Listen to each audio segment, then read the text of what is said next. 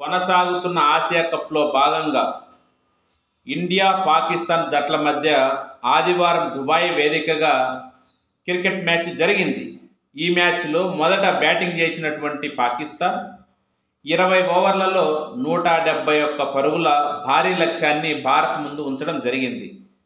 తర్వాత బ్యాటింగ్కి వచ్చినటువంటి భారత్ కేవలం 18.5 ఓవర్లలోనే ఆ లక్ష్యాన్ని ఛేదించి 6 వికెట్ల తేడాతో పాకిస్తాన్పై విజయం సాధించడం జరిగింది.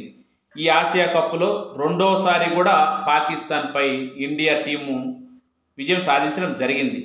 సరే, ఒక మ్యాచ్ జరిగినప్పుడు ఏదో ఒక జట్టు గెలవడం, ఇంకోటి ఓడిపోవడం అనేది అది కామన్.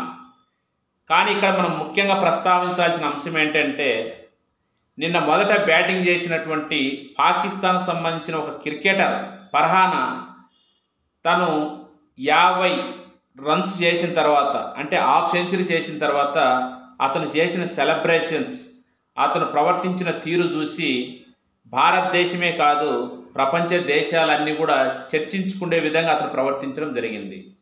హాఫ్ సెంచరీ అయిపోయిన వెంటనే అతను బ్యాట్ను ఒక గన్నులాగా భావించి ఫైరింగ్ చేస్తున్నట్టు ప్రవర్తించడం జరిగింది. వాస్తవంగా క్రికెట్లో సెంచరో, హాఫ్ సెంచరో, 4, 6 ఇలా ఏం చేసినా కూడా సెలబ్రేషన్ చేసుకోవడం సర్వసాధారణం. అయితే ఆ చేసేటువంటిది అందరికీ ఆమోదయోగ్యంగా, ఎటువంటి ఉద్రిక్తత లేకుండా, పక్క జట్టు అంటే ప్రత్యర్థి జట్టు కూడా ఆస్వాదించే విధంగా ఉండాలి.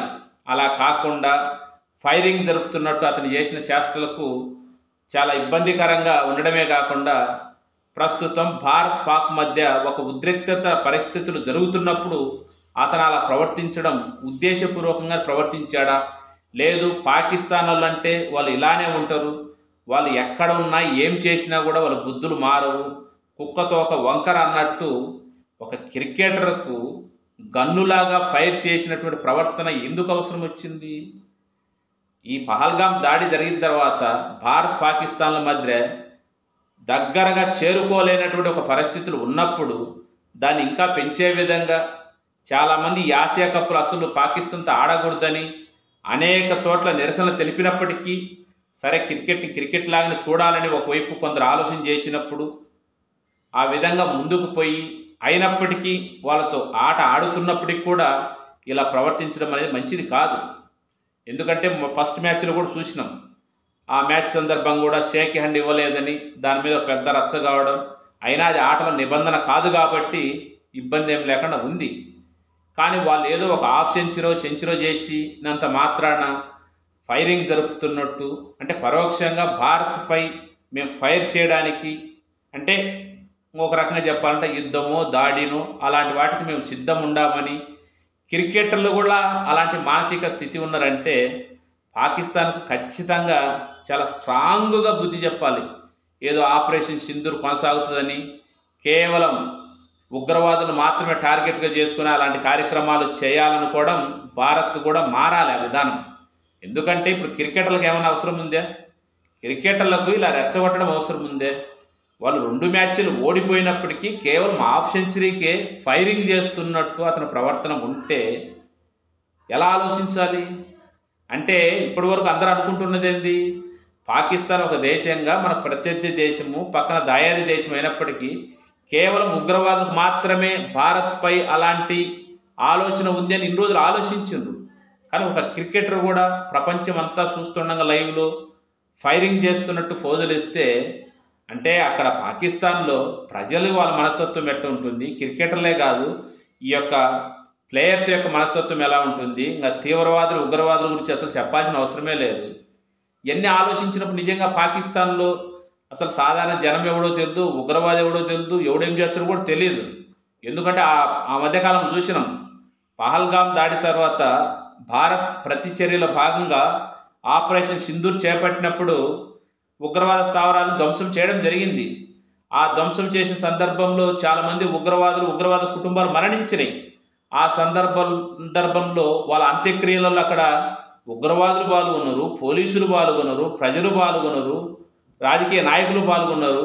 అంటే అక్కడ వేరియేషన్ మనకు కనపడట్లే. ఎవడు ఉగ్రవాదే, ఎవడు ప్రజల, ఎవడు ఇంకొకటే అనేది. అంటే మనకు పూర్తిగా అర్థమైంది ఏంటంటే పాకిస్తాన్ అనేటువంటి భూభాగంలో ఉన్న ఏ వ్యక్తి అయినా వాళ్ళకు ఉగ్రవాదం అనేది విషము ఎలా అయితే ఒళ్ళంతా ఉంటుందో అలా ఉగ్రవాద ఆలోచనలు ప్రతి వ్యక్తికి, ఆ వ్యక్తి రాజకీయ నాయకుడు కావచ్చు, క్రికెటర్ కావచ్చు, సాధారణ మనిషి కావచ్చు, ఎవడైనా కావచ్చు అనేది మనకు క్లియర్గా అర్థమవుతుంది. ఇదంతా ఒకవైపు అయితే, ఇది జరిగిన తర్వాత మరి దీన్ని చూసి మన భారత రక్షణ శాఖ మంత్రి రాజ్నాథ్ సింగ్ గారు వ్యాఖ్యలు చేసినారో ఏమో తెలియదు, కానీ ఆపరేషన్ సింధూర్ అనేది కొనసాగుతూనే ఉంటుంది, దానికి పులి స్టాప్ లేదనేటువంటి మాట కూడా అనడం జరిగింది. ఓన్లీ ఆపరేషన్ సింధూర్ ఒకటే సరిపోదు, ఇలా ఖచ్చితంగా బలంగా జన్మలో జీవితంలో భారత్ గురించి మాట్లాడాలంటే భయపడాల్సినటువంటి ఒక చర్య ఖచ్చితంగా తీసుకోవాలి. అదే ఈ మధ్యకాలంలో వాళ్ళు ఏదో సౌదీ అరేబియాతో కొన్ని సంబంధాలు ఏర్పరచుకున్నారని, దాని మూలంగా వాళ్ళ అండ చూసుకొని కొంచెం రెచ్చిపోయే విధంగా మాట్లాడుతున్నారని, దానిలో భాగంగా మొన్న పాకిస్తాన్కు సంబంధించిన ఒక ప్రజాప్రతినిధి కూడా ఒక వ్యాఖ్య చేయడం జరిగింది. వీటన్నింటినీ కూడా దృష్టిలో పెట్టుకొని ఒకసారి భారతదేశం కూడా భవిష్యత్తులో జరగబోయేటువంటి పరిణామాలకు ఇవ్వబోయేటువంటి కౌంటర్ కానీ, చర్య కానీ, ప్రతిచర్య కానీ బలంగా ఉండాలి. భవిష్యత్తులో మళ్ళీ తిరిగి అలాంటి పునరావర్తన కాకుండా ఉండే విధంగా చర్యలు తీసుకోవాలి మోడీ గారు కానీ, భారతదేశం అన్నదే మన యొక్క ఆలోచన.